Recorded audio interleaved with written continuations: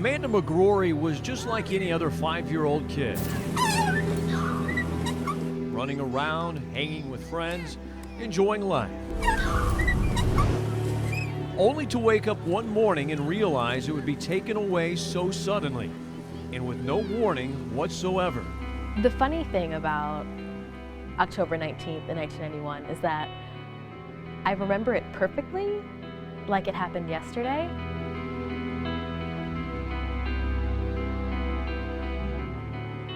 So I woke up about 9 o'clock in the morning as a 5-year-old kindergarten student, like any other day. Got up, brushed my teeth, went to walk downstairs, and as I started walking down the stairs, the muscles in my legs were really tight, but I couldn't fully straighten my legs, which is kind of a funny sensation.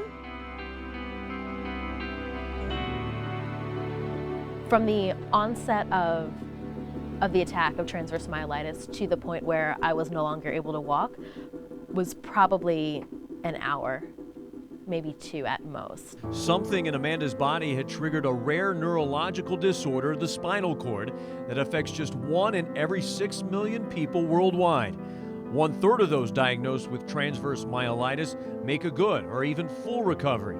However, Amanda would never regain the use of her legs again. It would have been easier for me as a child to know that, oh, well, I fell out of this tree and now I can't walk. Or, oh, I was hit by a drunk driver and now I can't walk. But really it was, I got out of bed today just like I did yesterday, but only today I can't walk anymore. And that was really difficult to process. Your whole life turns upside down. You don't know what's right anymore. You don't know what day it is anymore. It's just it's an emotional roller coaster because you still have that hope that, you know, tomorrow she's going to get up and walk, and then you have her asking you questions, what's going on, and you don't understand it. So how could a 5-year-old understand it? The next 5 years of Amanda's life was torture.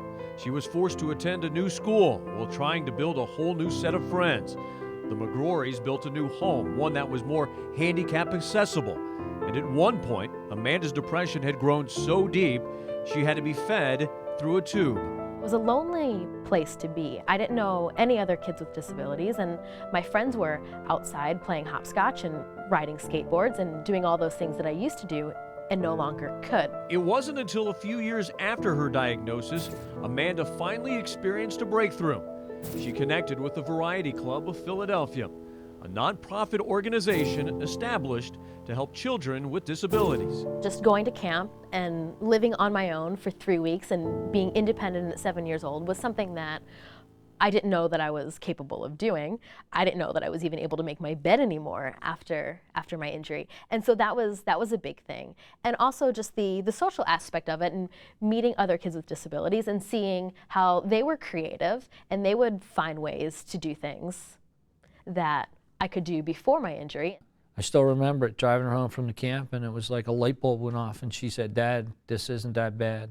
It's not as bad as what some of these other kids have to deal with every day. I can handle this." And from that point on, she just took off and never stopped. If Amanda couldn't overcome this rare disease, then she was determined she would simply beat the competition. And racing was the spark. Racing was always huge for me, and I think it's in my personality to never be satisfied with mediocrity. Even after my injury, I went through a really low point, but came out of that victorious, and I think that says something about my character as a person.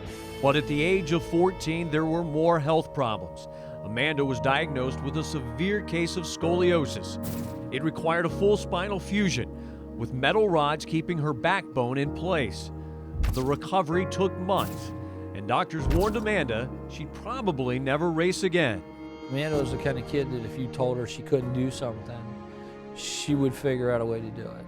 She'd somehow figure out a way to accomplish the task, whether it's a lot different than the way you and I would do it, but she'd get it done somehow. For the first 7 years that Amanda was confined to a wheelchair, she played sports just to maintain an active and healthy lifestyle. At the age of 12, she actually started to get competitive, playing wheelchair basketball and running races. That led to a scholarship to the University of Illinois.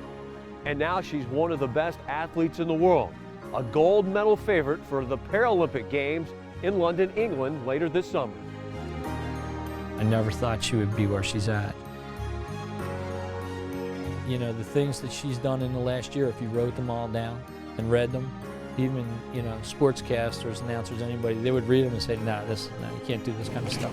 It's a career decorated with 3 national championships as a member of the Illini's wheelchair basketball team, 22 marathon victories worldwide, and she's a 4-time Olympic medalist with a gold in the 5,000 meters.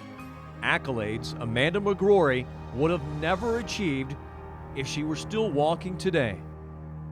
I think that when people are faced with a challenge, a really, really big challenge, something life-changing, it can bring out the best in them. And if I were never forced to overcome the things that I have, to face the adversity that I have, I don't think that I'd be the person that I am today.